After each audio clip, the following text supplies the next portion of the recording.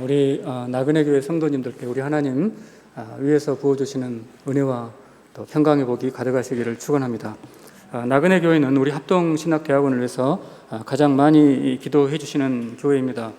또 장학헌금도 많이 보내주시면서 우리 합동신학대학원과는 운명을 같이 하는 그러한 교회라고 해도 과언이 아니라 생각을 합니다. 합신의 교수의 한 사람으로서 우리 나그네 성도님들께 감사 인사를 드리고 싶었는데, 오늘 기회가 돼서 우리 성도님들께서 우리 학교를 위해서 중보기도 열심히 해주시고 또 귀한 장학헌금 많이 보내주신 것에 대해서 감사 인사를 드립니다. 우리 합동신학대학원은 바른신학, 바른교회, 바른생활이라고 하는 이 3대 설립 이념으로 1980년에 설립이 되어 오늘에 이르고 있습니다. 돌이켜보면 우리 하나님께서 합신에게 주신 굉장히 중요한 그 사명 한 가지가 있다면은 개혁신학으로 한국 교회를 선도하라고 하는 것이다, 그렇게 생각을 합니다. 개혁신학의 핵심은 이신칭의와 구원의 확신으로 압축을 할 수가 있습니다. 오늘날 전 세계 장로교회가 침몰 쇠락을 하고 있고, 우리 합신이 속한 이런 장로교회도 굉장히 쇠락을 하고 있는 이런 상황 속에서 그동안 장로교회의 근간이 되었던 이 구원의 확신, 이신칭의 교리가 불신자들에게 또 초신자들한테 어떤 영적인 그 효력이 다 끝나가고 있다, 이렇게 비판을 합니다. 하지만 돌이켜보면은 한국 교회가 70년대 이후 비합적으로 성장한 그 배경에는 이신칭의 교리, 구원의 확신 교리가 매우 중요한 역할을 감당을 했습니다. 이신칭의 교리는 하나님께서 위에서 아래로, 톱다운의 방식으로 위에서 아래로 우리를 그리스도 안에서 의롭다고 인정하신다고 하는 교리라고 한다면은, 구원의 확신 교리는 그 반대편에서 아래에서 위로 우리가 하나님을 어떻게 믿고 따라야 되는가 하는 이 두 교리라고 할 수가 있겠습니다. 70년대, 80년대에는 기독교인들 사이에 형제님은, 자매님은 오늘 죽어도 당장 천국에 들어갈 자신이 있습니까? 하는 이러한 질문을 하는 것이 한동안 유행이었습니다. 주로 구원파에서는 구원받은 날짜, 영적인 생일이 불분명하면은 그 사람은 구원을 받은 것이 아니다. 그래서 예수를 믿는 날짜, 그 날짜에 어떤 영적인 체험을 굉장히 강조했습니다. 순복음 교회가 속한 오순절 교단도 예수를 믿은 다음에 방언과 같은 그러한 내적인 체험을 강조했습니다. 그 체험이 있으면 구원을 받은 것이고 체험이 없으면 구원을 받은 것이 아니다. 하지만 장로교에서는 이 구원의 확신을 시간의 순서를 따라서 과거, 현재, 미래 그렇게 적용을 했습니다. 과거 구원의 확신, 그 다음에 미래 구원의 확신, 또 현재 구원의 확신, 이렇게 적용을 해서 결국은 내가 구원받은 그 합당한 어떤 증거로서 성품의 변화, 그 성령의 열매로 말미암은 성품의 변화를 구원의 확신의 증거로 그렇게 강조를 했습니다. 예를 들어서 80년대 어떤 아빠가 예수 믿기 전에 자녀들에게 매우 권위적이고 가부장적인 모습 때문에 가족들에게 많은 상처를 준 적이 있습니다. 아버지는 그동안 평생토록 그렇게 가부장적인 권위를 가지고 때로는 근엄하게, 때로는 딱딱하게 대했습니다. 마음은 그렇지 않은데 그때는 그것이 최선이라고 생각을 했습니다. 다른 가족들은 다 굶어 죽고 있는데 내가 그래도 우리 가족한테는 삼시세끼 밥을 먹인 것만으로도 내가 가장의 역할을 다했다, 그렇게 생각을 했습니다. 그러던 어느 날 부인의 간절한 기도와 전도 덕분에 교회를 다니면서 이제 예수를 믿기 시작을 했습니다. 십자가 앞에서 자신을 바라보면서 자신이 과거에 하나님을 모르고 범했던 그런 그 죄악들이 이제 생각이 나서 회개하는 시간을 이제 가졌습니다.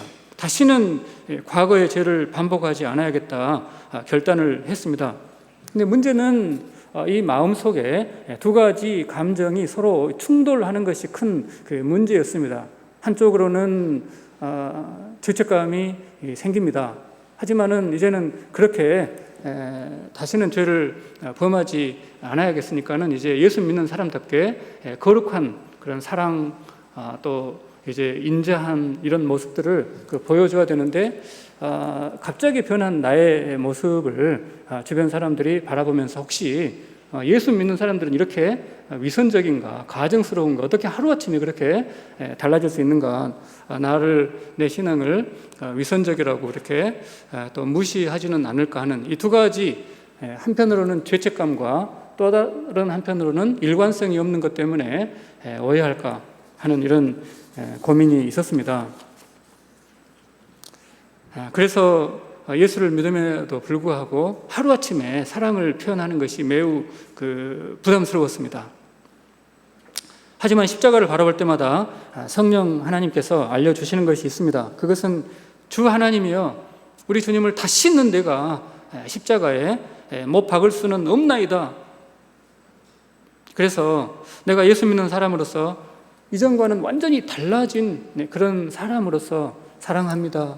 정말 제가 내 마음을 다하고 목숨을 다해서 형제님, 자매님, 우리 자식들, 우리 가족들, 우리 믿음의 형제들을 섬기겠습니다 라고 그렇게 하는 과정에서 혹시 내 체면이 깎이고 내 처신의 모양새가 구겨진다고 한들 하늘의 모든 영광을 버리시고 십자가를 짊어지신 이 예수님만큼 그렇게 체면이 구겨지겠는가, 그러한 각오로 이제 사랑을 베풀고 옛사람을 죽이면서 그렇게 성품의 변화를 만들어낼 수 있었습니다.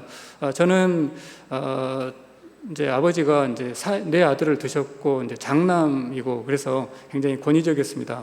하지만은 이제 예수를 믿은 다음에 또 이제 저는 성월교회, 인천 성월교회 청년부를 이렇게 섬기고 있습니다. 가끔 설교 시간에 우리 청년들을 정말 사랑합니다 이렇게 표현을 이제 하게 되면은 정말 너무 좋아서 박수를 칩니다. 속으로는 매우 어색합니다. 뭐에 어색하지만은 그러나 정말 위선적이라고 하더라도 나는 정말 열심을 다해서 내 사랑을 표현을 해야 되겠다 하는 그런 각오로 그렇게 사랑을 표현하고자 노력을 하고 있습니다. 이렇게 해서 과거의 죄책감의 문제를 구원의 확신, 그 변화된 성품으로 그렇게 극복을 해서 내가 예수 믿은 사람이라고 하는 증거를 나타냈습니다. 구원의 확신을 그 다음에 이제 미래에 적용을 하게 되면은 미래 구원의 확신도 걱정할 것이 없습니다. 미래 불확실성에 대해서 세상 사람들은 염려하지만은 예수 믿는 사람들은 걱정할 것이 없습니다. 왜냐하면 우리는 예수님의 보혈에 의지해서 천국 문 앞에 들어갔을 때 예수님께서 내가 왜 너를 천국으로 들여보내야 되느냐라고 묻는다면 우리는 내놓을 것이 이 십자가 보혈밖에 없습니다. 그래서 십자가 보혈에 의지해서 천국 하나님 보좌 앞에 섰을 때 우리 주님은 천국으로 인도하신다고 그렇게 약속을 했습니다. 십자가까지 내어주신 그 하나님께서 무엇이 부족해서 우리를 내칠 것인가, 그렇게 미래의 불확실성의 문제도 해결을 했습니다. 그 다음은 이제 현재 구원의 확신입니다. 현재 구원의 확신은 이제 내가 과거 죄책감도 이기고 미래의 불확실성도 이기고 그랬으니까 이제 열심을 다해서 하나님 약속의 말씀 믿고 열심을 다해서 기도하면은 이제 모든 문제가 해결되는 것이고, 해결되지 않더라도 하나님께서 또 선한 뜻이 있지 않겠는가 해서 우리는 열심을 다해서 이 믿음을 지켜가면 되겠습니다. 하지만은 예수 믿지 않는 사람들은 우리가 얼마나 엄청난 죄책감을 이겼는지, 또 우리가 얼마나 엄청난 불확실성의 문제를 믿음으로 이기는지 잘 모르고 현재만 우리를 바라보고 있습니다. 현재 자기들도 열심히 노력을 해서 실력이 있고 인맥이 있고 능력이 있으면 그 문제를 해결을 하지만은 그렇지 못하면 많은 것인데, 그들 보기에 예수 믿는 사람들도 현재 이제 신앙생활하는 모습이라는 것은 자기들이 열심히 노력하는 것만큼 그들도 열심히 노력하는 이런 그 차이점이 없다고 하는 것입니다.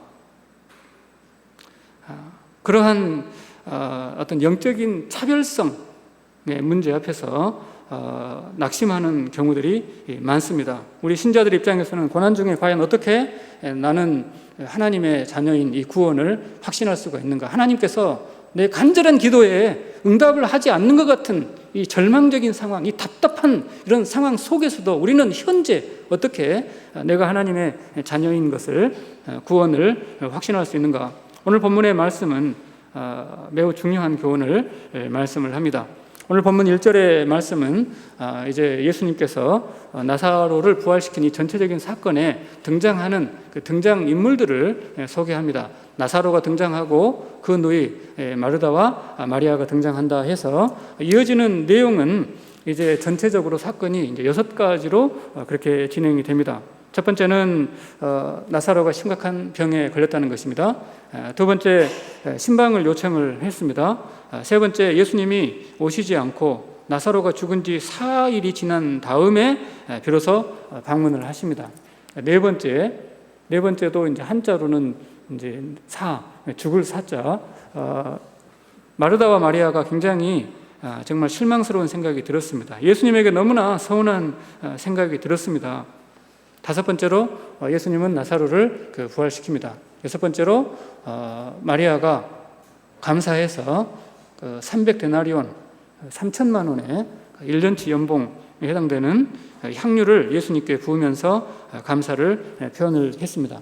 이것이 이제 사건의 진행 순서인데 성령 하나님은 사도 요한이 목격자로서 이 사건을 기록하는 과정에 전지적인 작가 시점을 넣어서 굉장히 우리의 기대와는 다른 내용들을 말씀해 주고 있습니다.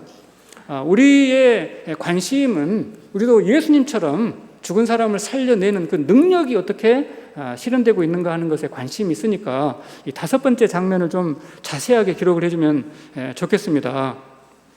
예수님께서 나사로를 부활시킬 때 그 목소리는 어떠했는지, 그 다음에 손을 마이크로 사용을 했는지, 아니면 주요 3창을 했는지, 어떤 세 단계가 있으면은 무슨 세 단계가 있었는지 그런 과정들을 자세하게 좀 기록을 해주면 우리도 예수님처럼 비슷하게 흉내를 내서라도 나의 어려운 문제를 극복을 할 텐데, 이 다섯 번째 내용은 너무나 단순하게 처리가 되고 있습니다. 그냥 예수님께서 나사로야 나오너라 했더니 그냥 나와버린다는 것입니다. 하지만 사도 요한이 이 사건을 기록을 할 때 전지적 작가의 시점을 동원을 해서 우리 기대와는 전혀 다른 부분, 특별히 하나님 아버지의 우리를 향한 그 간절한 그 사랑의 마음, 여기에 집중을 시키고 있습니다.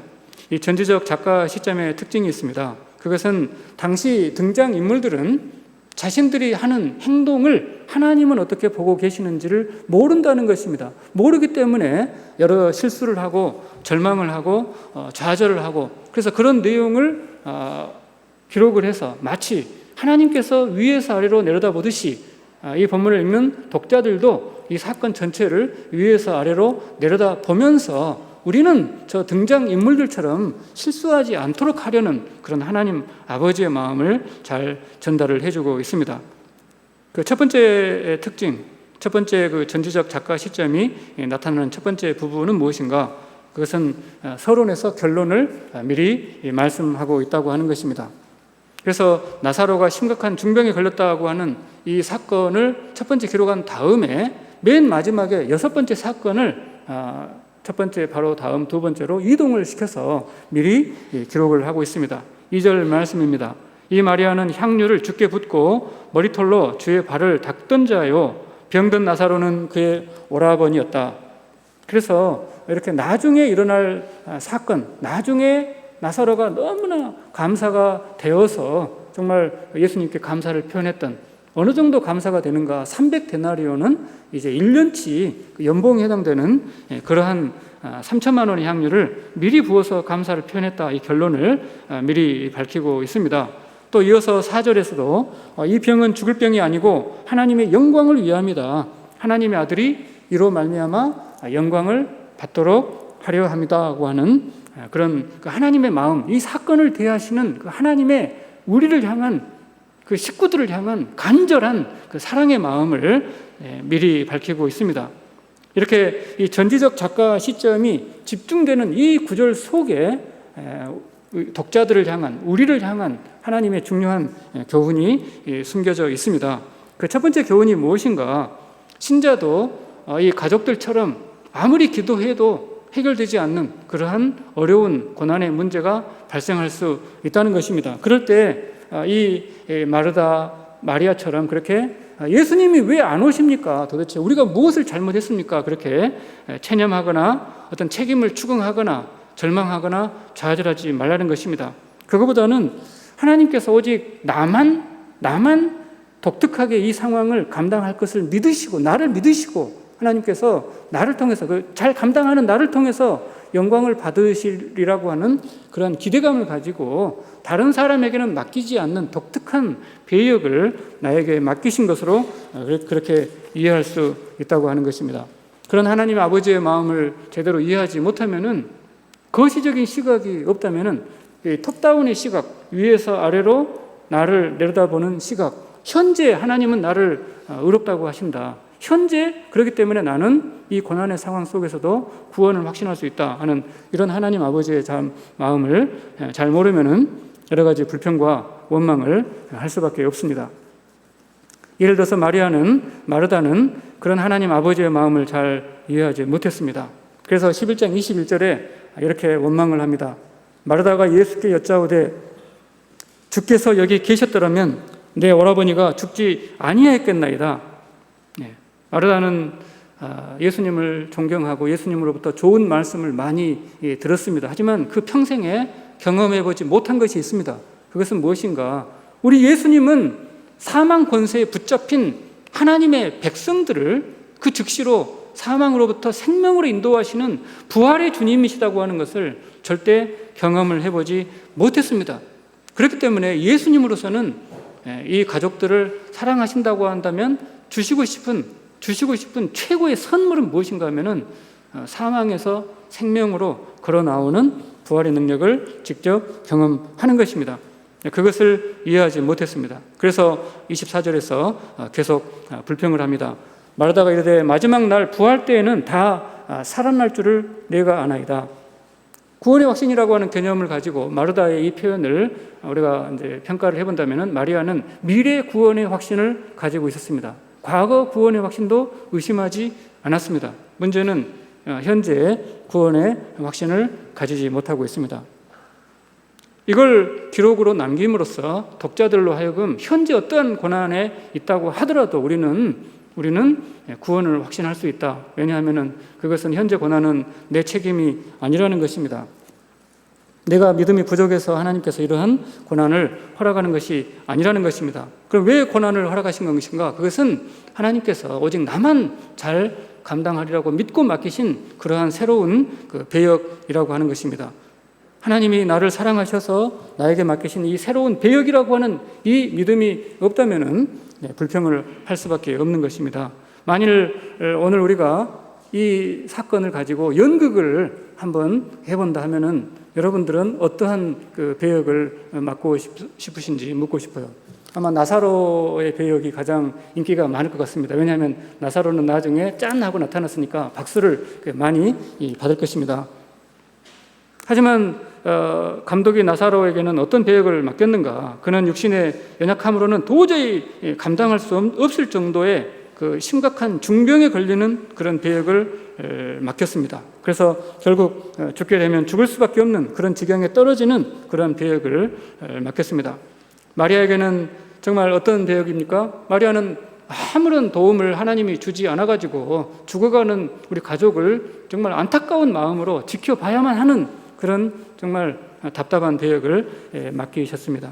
여기서 가장 인기가 없는 배역은 이 소식을 전달하는 전령의 배역입니다.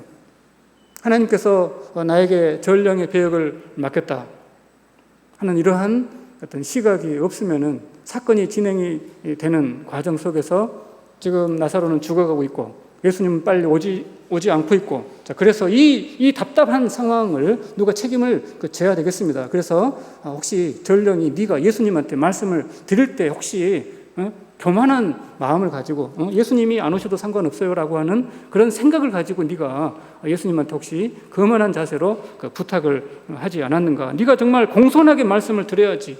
정말 예수님을 같이 정말 같이 정말 끌어안고서라도 데리고 오겠다고 하는 강력한 의지를 가지고 예수님한테 그 부탁을 했었어야지. 너의 그 의지가 정말 부족해서 이렇게 된 것이 아니냐, 이렇게 책임을 추궁할 수 있는데 그렇게 해서는 안 된다는 그러한 말씀입니다. 왜냐하면 아무리 나사로가 죽어가는 중이어서 우리 사람들로서는 너무나도 괴롭고 답답하고 고통스럽지만은, 그러나 하나님의 뜻은 우리가 사망에 들어가서 그 사망으로 말미암아 죽어가는 그 순간을 경험해야만 비로소 거기서 끄집어내시는 부활의 능력을 경험할 수 있기 때문입니다. 이러한 전지적인 작가 시점을 통해서 성령 하나님은 우리에게 교훈을 하십니다. 두 번째 교훈은 무엇인가? 그것은, 첫 번째 교훈은 이 고난, 아무리 기도를 해도 해결되지 않는 이 고난의 문제는 현재 구원의 확신을 적용을 한다면 하나님의 새로운 배역이다 하는 것입니다. 그것이 첫 번째 교훈입니다. 두 번째 교훈은 무엇인가? 우리는 그 어떤 고난 속에서라도 사망 권세에 이기시는 이 부활의 기쁨을 맛볼 수 있다고 하는 것입니다. 절망적인 마르다와 마리아에게 주님이 말씀을 하십니다. 25절의 말씀을 다 함께 한번 읽어보겠습니다. 시작. 예수께서 이르시되 나는 부활이요 생명이니 나를 믿는 자는 죽어도 살겠고 무릇 살아서 나를 믿는 자는 영원히 죽지 아니하리니 이것을 네가 믿느냐? 우리가 이 암송하는 여러 구절들 중에 하나입니다만은 두 번 반복이 되는 느낌이 듭니다. 나를 믿는 자는 죽어도 살겠고 무릇 살아서 나를 믿는 자는 영원히 죽지 않는다. 같은 말씀이 두 번 반복되고 있는 그러한 느낌이 듭니다. 여기서 문제는 이제 살아서 나를 믿는 자는 영원토록 죽지 않는다는 것입니다.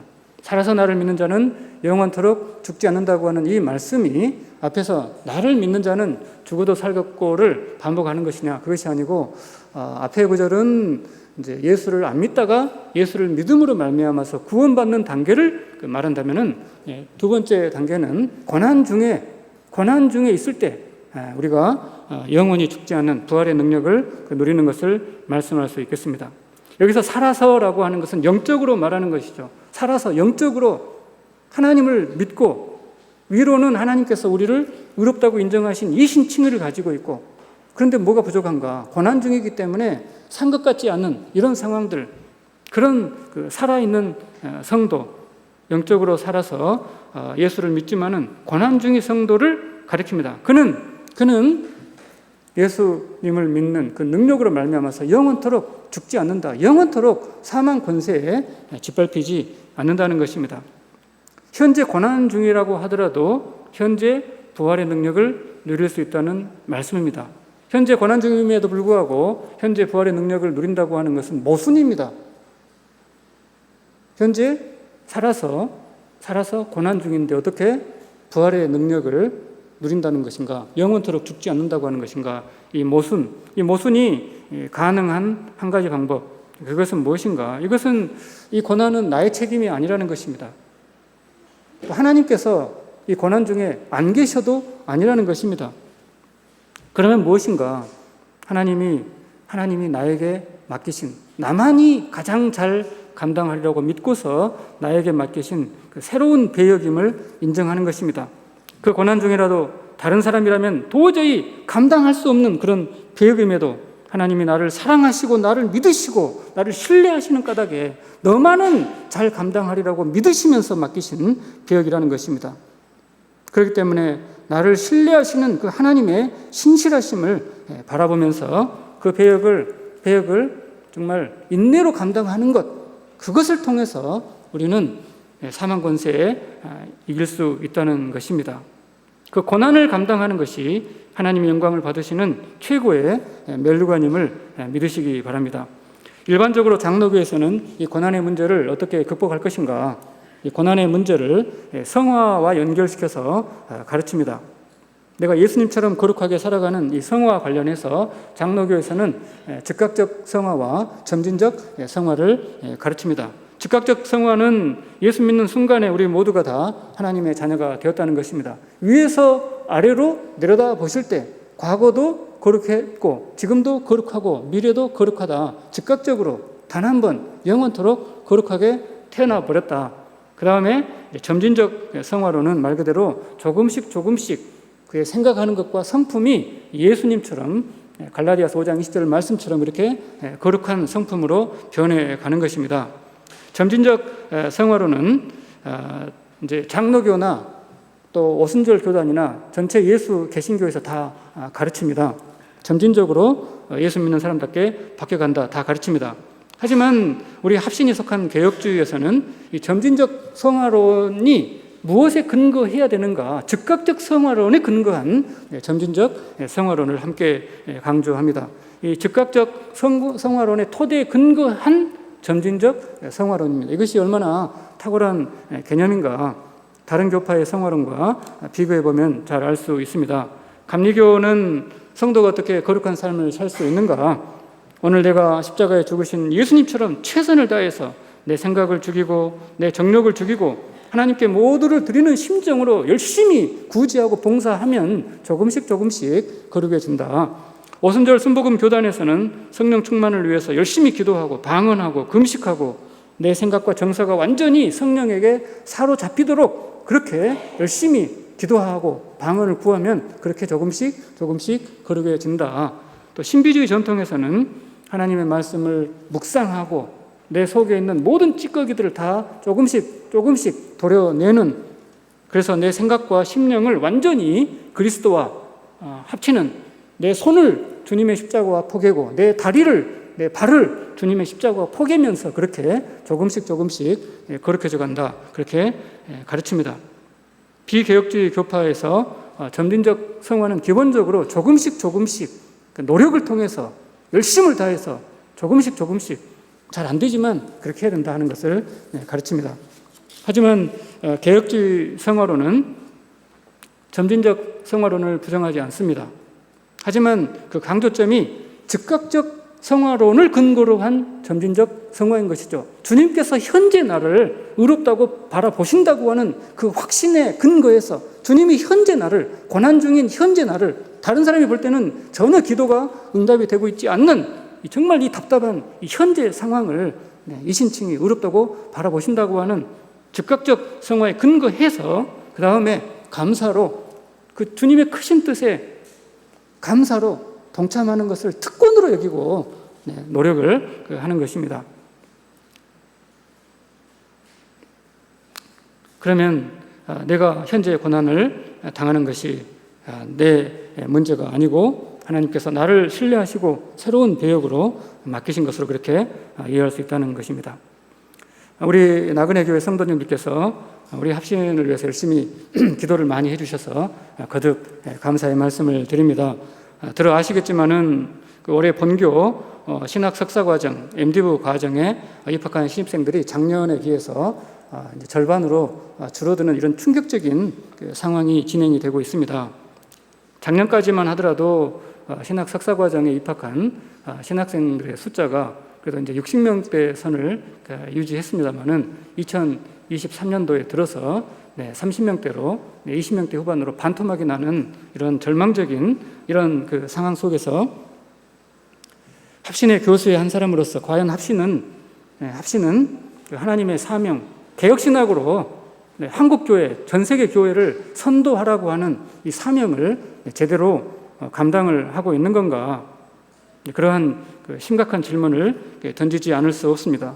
새벽마다 기도하고 또 저도 방학 계속 나와서 우리 박윤선 목사님 묘소에서 기도하면서 주님, 우리 2023년도 합신의 교수님들이 주께서 맡기신 이 시대적인 사명을 제대로 감당을 하지 못하고 있습니다. 정말 죄송하고 정말 이 죄인입니다.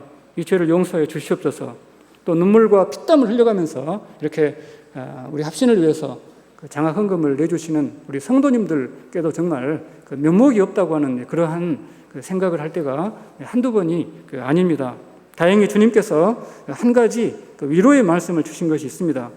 그것은 현재 23년도 합신의 신입생이 반토막이 난 이 상황은 하나님께서 23년도 합신 교수들에게 맡기신 새로운 배역이라고 생각을 합니다. 이전에 교수님들은 학생들이 많이 오고 그래서 정말 열화와 같은 그런 존경과 박수를 받는 시대에 교수 사역을 감당하는 것이 그분의 배역이었다고 한다면 이제는 아무도 합신을 알아주지 않고 개혁신학은 이렇게 점점점 몰락하는 것처럼 보이는 이 시대를 여전히 부활의 주님, 우리 주님 살아계심을 믿고 감당하도록 우리 현재 교수진을 하나님이 믿으시고 맡기신 그러한 새로운 배역이라고 그렇게 믿습니다. 우리 합신을 세우신 박윤선 목사님은 평생 이렇게 외치셨습니다. 신학교가 세상과 타협하지 말고 개혁을 시도하다가 망하면 망해야겠지요. 그러나 역사를 돌이켜볼 때 그 어려운 시대에 한두 사람이라도 개혁을 시도했었다는 그 간절한 흔적은 남아야 같지 않겠습니까? 그렇게 외쳤습니다. 하나님 살아계심을 바라보면서 올곧게 그 시대를 감당하도록 그렇게 가르쳤습니다. 세상 보기에는 주께서 상한 갈대를 완전히 꺾어가시고 꺼져가는 등불을 완전히 꺼뜨리려고 하는 것이 아닌가 하는 그러한 절망적인 상황입니다. 그렇지만은 우리 주님 말씀하십니다. 상한 갈대처럼 보일지라도 결단코 꺾지 않겠다. 꺼져가는 등불처럼 보일지라도 결단코 끄지 않겠다. 그런 말씀을 하십니다. 그래서 우리 합신 교수님들은 주께서 3년 전에 맡기신 그 시대적인 사명, 지금도 끝나지 아니하고 이 합신에서 우리 교수님들의, 우리 성도님들의 간절한 그 기도 속에서 뜨거운 영광무처럼 그렇게 불타오르고 있음을 믿으시기 바랍니다. 마음을 다하고 목숨을 다하고 뜻을 다해서 주 너희 하나님을 사랑하고 주께서 죽어가는 영혼을 살릴 수 있는 그런 그 실력 있는 신학생, 실력 있는 목회자라고 한다면은 한 사람이 100을 당하고 한 사람이 1000을 감당할 수 있는 그런 능력 있는 신학생, 목회자 한 사람이라도 제대로 길러낼 수만 있다면은 그것이 하나님이 기뻐하실 일이고 그것이 하나님이 영광 받으실 일인 줄 믿습니다. 고난의 현실이 내가 더욱 믿음을 키워가지고 바꿔야 되는 숙제가 아니고 하나님께서 나에게만 맡기신 그러한 그 배역이라면 마지막으로 이런 질문이 생깁니다. 우리가 이 배역을 감당했을 때 주님은 우리에게 무슨 보상을 주시겠습니까? 이런 그 질문이 생길 수 있습니다. 그 보상은 무엇인가? 결국 하나님께서 나를 통해서 이 배역을 신실하게 감당한 나를 통해서 영광을 받으시는 것인데 하나님이 나를 통해서 이 배역을 통해서 영광을 받으신다고 할 때는 두 가지 문제가 있습니다. 그것은 무엇인가? 저것이 영광이다 아니다라고 하는 것은 그 내밀한 관계의 문제이죠. 두 당사자만 아는 그 문제라는 것입니다. 그리고 그 영광을 받으시는 시점의 문제입니다. 첫 번째로 하나님이 우리를 통해서 영광을 받으시는 그 영광의 무게, 영광의 크기, 영광의 정도, 영광의 그 강력함이라고 하는 것은 내밀한 두 당사자만 아는 그 내밀한 문제입니다. 그래서 간증을 통해서도 증명할 수 없고 눈에 보이는 수치를 통해서도 증명할 수 없습니다. 다만 비유로 우리가 유추할 뿐입니다. 사랑하는 두 남녀가 결혼을 해서 남편이 아내를 사랑하고 아내가 남편을 사랑하는 그 사랑의 정도와 그 크기, 그 강력함은 두 당사자만 아는 것처럼 주님께서 이 배역을 나에게 맡기셨다. 주님은 이 배역을 통해서 반드시 영광을 받으신다. 그것은 주님만 아시고 나만 아는 그러한 그 내밀한, 은밀한 그러한 문제입니다. 그러나 영원토록 당사자만 알고 주변 사람들에게는 그 영광이 전혀 나타나지 않고 그냥 그렇게 두 사람만의 문제로 끝나버리는 것인가? 그렇지 않습니다. 주님께서 이 고난 중에 영광을 받으신다고 하는 그것을 강력하게 믿는 사람들한테는 이 천국의 문제는 필연입니다. 언제 확인이 되는가? 그것은 우리 모두가 천국에 들어갔을 때입니다. 이 세상에서도 두 남녀의 사랑은 결혼 감사 예배를 통해서 객관적으로 만천하에 인정을 받고 이제 평가를 받는 것처럼 우리도 천국에 들어가는 그 순간에 우리 주님이 우리를 그 크신 은혜와 사랑으로 사랑해 주시고 우리는 주님의 살아계심을 믿고 그 고난 중에 주님께 영광을 돌렸다고 하는 것이 그날 그 천국문에서 비로소 만천하에 드러날 것이고 만천하에 주님은 영광을 받으실 것입니다. 그래서 이 구절을 다 함께 한번 읽어보겠습니다. 시작. 착하고 충성된 종이여, 내가 적은 일에 충성하였음에 내가 많은 것을 내게 맡기리니 나와 함께 내 주인의 즐거움에 참여할지어다. 아멘. 현재 우리의 삶은 답이 없는 것처럼 보입니다. 그래서 다른 사람들도 너가 어떻게 하나님을 믿는 사람이냐, 우리도 이 문제가 해결되지 않기 때문에 주님, 무엇이 잘못된 것입니까? 구원의 확신이 흔들릴 수 있습니다. 하지만 우리 주님은 전지적인 작가의 시점을 총동원해가지고 하나님 아버지의 마음을, 가슴을, 심정을 찢어서 열었을라도 우리에게 이렇게 보여주고 계십니다. 고난 중에 주님 살아계심을 신실하게 믿으시면서 우리 각자에게 맡겨진 배역을 신실하게 감당함으로 우리 주님께 영광 돌리는 우리 나그네 교회 성도님들 다 되시기를 주님의 이름으로 간절히 축원합니다. 잠깐 기도하시겠습니다. 만왕의 왕 만군의 주 우리 하나님 아버지, 어두운 가운데 빛이 있으라 말씀하심으로 하늘과 땅을 창조하시고 하늘 보좌와 땅 주님 발등상 사이에 주의 백성 세워주시고 이 교회를 통해서 오늘 또 이 고난 중에 사망 권세가 왕노릇하는 것처럼 보이는 이 상황 속에서도 우리를 통해서, 우리 나그네 교회를 통해서 성도님들의 믿음과 삶을 통해서 좀 영광 받기를 기뻐하시는 우리 하나님의 그 크신 은혜와 사랑을 세세 무궁토록 찬양 또 찬양 드리옵나이다. 세상은 우리의 믿음을 조롱합니다. 하지만 나를 믿는 자는 죽어도 살겠고 무릇 살아서 나를 믿는 자는 영원히 죽지 아니하는데 이것을 너는 분명히 믿느냐고 물어보시는 하나님 아버지, 이 말씀을 통해서 우리는 그렇습니다. 살아서 주님을, 이 고난 중이라도 주님을 믿으며 이 믿음을 통해서 부활의 능력과 부활의 영광을 누리는 우리 모두가 될 수 있도록 주님 인도하여 주시옵소서. 우리의 구세주 예수님의 이름으로 간절히 기도드리옵나이다. 아멘.